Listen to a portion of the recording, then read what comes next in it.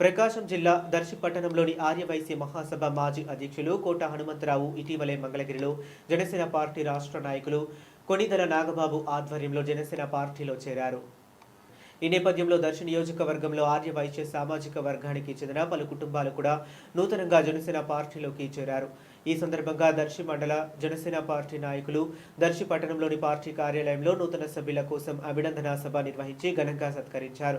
కొత్తగా చేరిన సభ్యులందరికీ శాలువాలు కప్పి ఆహ్వానించడం జరిగింది. అనంతరం కోట హనుమంతరావు కేక్ కట్ చేసి అందరికీ పంచారు.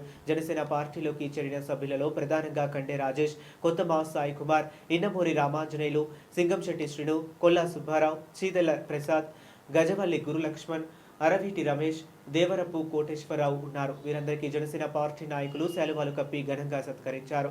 ఈ కార్యక్రమంలో దర్శి నియోజకవర్గ జనసేన ఐటీ కోఆర్డినేటర్ ఉల్లి బ్రహ్మయ్య, నియోజకవర్గ నాయకులు పుప్పాల పాపారావు, ముండ్లమారు మండల అధ్యక్షులు తోట రామారావు, తాళ్ళూరు మండల అధ్యక్షులు కోటల ప్రసాద్, కురిచేడు మండల అధ్యక్షులు మాధోసు వెంకట శేషయ్య, దొనకొండ మండల నాయకులు హనుమంతరావు తదితరులు పాల్గొన్నారు.